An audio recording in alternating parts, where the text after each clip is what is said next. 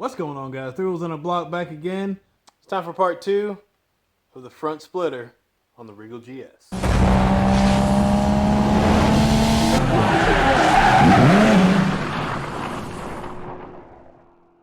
I put a link to part 1 of this front splitter video at the top of the screen, get you caught up. Basically, we tested the front splitter until it failed, and you see the center portion here is missing. So we're going to reinstall a new center portion. We're going to add some more support to it. Goodies and more goodies. So what we're going to be doing in this video, we will be reinstalling this center section. My original center section is split into several pieces. So this is not carbon fiber, it's just as you can see, decorative. And the reason it's like this is I could not find one of these in gloss black. I searched and searched and searched and I can't find one, so this is what we're going to be using. So the installation will basically be the same. We'll be attaching it here and over here, just like we did the first time. So good to have this back. Now got a couple uprights. I'll put a link in the description below where you can pick these up. And we'll be attaching these from here, basically down to there. So something like that, I think. Anyway, I'm gonna get some clamps, get this thing clamped up. We'll go ahead and get it screwed back together.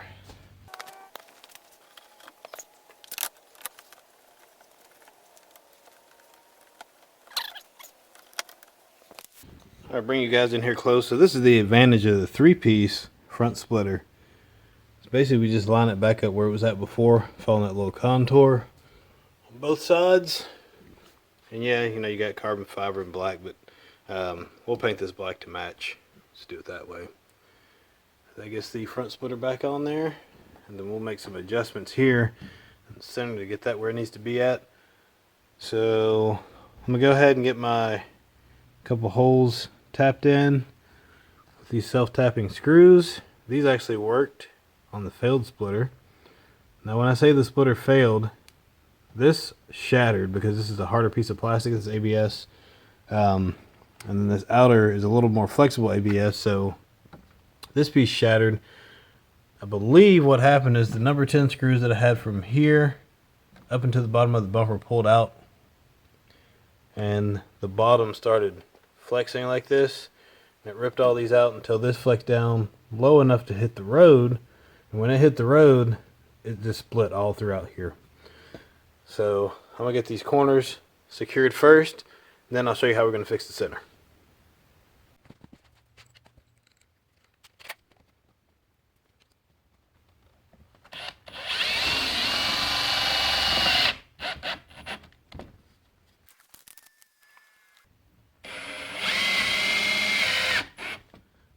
We're going to go down in here where these 3 uprights are at. There's one right there, right there, right there. You can see the bottom of the bumper cover where the screws pulled out. There, there, and there. We'll be using these 3/8 by 1/2 inch by 1 inch spacers. It's a 3/8 hole. 1 inch that way. I don't know if you can see that or not, but yes, a 3 inch by 1/2 inch by 1 inch. Using a 3/8 bolt. Sleeves right in there nice and tight. Splitter, spacer, bumper. I used a little bit longer bolt than that, but this will be nice and rigid. These won't go anywhere. Just going to bolt it directly to the bottom of the bumper. You won't be able to see the holes, so if I do decide to take this off, unless you crawl under the car, or if the car's up on a lift, you'll never know it was there.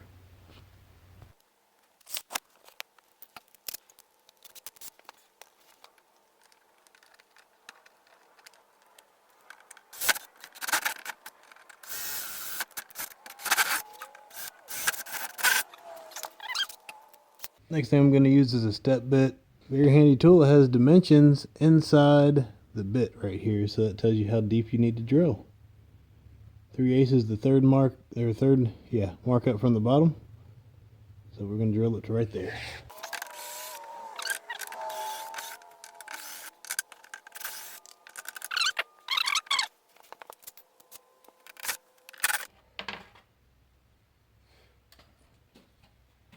holes there.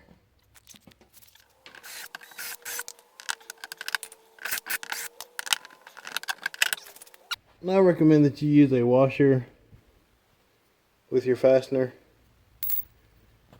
at the top. That'll keep from pulling through your bumper. Just my recommendation. You don't have to. These are just 3/8 bolts, and I'll be using one that's about 1.5 inches long. And for added security, you can add it to the bottom of your splitter as well, like so.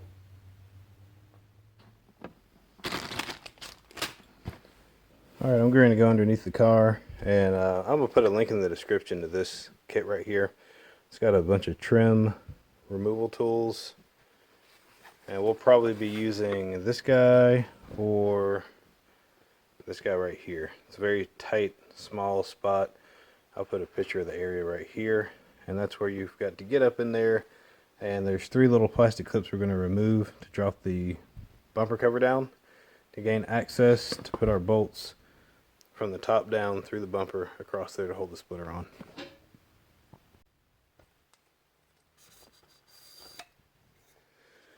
Alright, and that little spot is right there. Right there. Oh, I'm sorry, it's 4. Right there and right there. So yeah, it's 4 spots down there. When we get those loose, then this bumper cover will drop at the back here. So we gain access to right in this area, so we can put our pieces in. Alright, there's the pry tool. Stuck up on there. Pull back a little bit. Once you pull that back, pops out of there. Make sure you hold on to these, don't lose them, or else your bumper cover will be flopping all over the place. I'm gonna go ahead and get these other 3 out. Alright, as you can see, the 3 bolts are fed through. I'm gonna go ahead and get the splitter on. So we'll be using the spacer, then the flat washer, then the lock washer.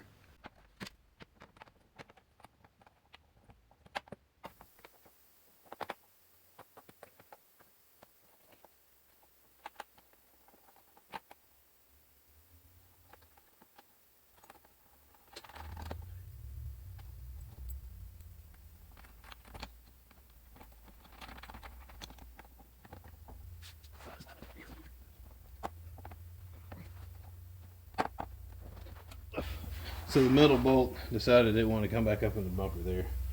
Now there's an alternative. You could always put rib nuts in the bumper and then run you a bolt from the bottom up. So that's another alternative. I just did it with this because this is what I had here in the shop.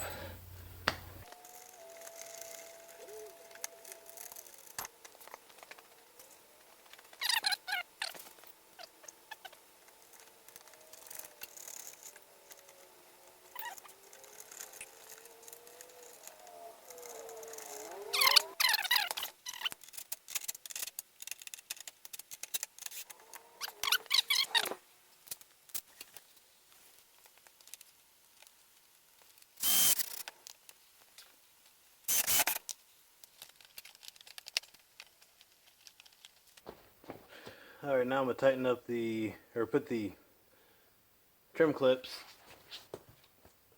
back in the bottom of the bumper cover.